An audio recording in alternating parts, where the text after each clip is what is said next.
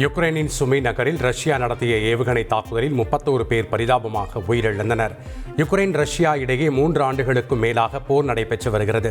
இந்நிலையில் யுக்ரைனின் வடகிழக்கு பகுதியில் உள்ள முக்கிய நகரமான சுமியில் ரஷ்யா ஏவுகணை தாக்குதல் நடத்தியுள்ளது.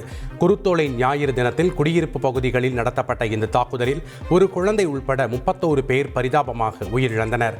குழந்தைகள் உள்பட 80க்கும் மேற்பட்டோர் காயமடைந்தனர். ரஷ்யாவின் இந்த தாக்குதலால் சாலைகளில் சடலங்கள் சிதறி கிடக்கும் நிலையில் யுக்ரைன் மக்கள் கலக்கமடைந்துள்ளனர்.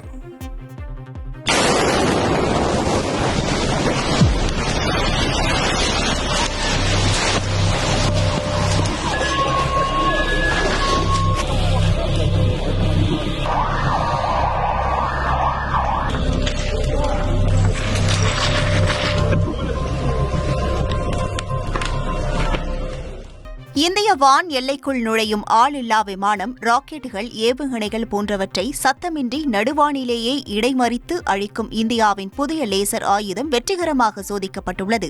ஆந்திர பிரதேசத்தில் உள்ள கர்னூல் மாவட்டத்தில் இந்த சோதனை நடைபெற்றது. கனரக வாகனத்தில் கேமரா லென்ஸ் போல் இருக்கும் இந்த லேசர் ஆயுதம் இந்தியாவின் ராணுவத்திற்கு மேலும் பலம் சேர்த்துள்ளது.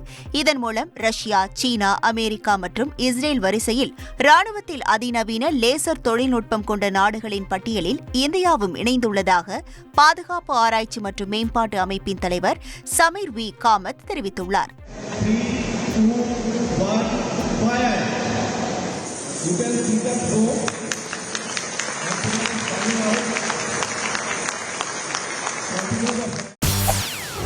செய்திகளை உடனுக்குடன் தெரிந்து கொள்ள உடனே சப்ஸ்கிரைப் பண்ணுங்க.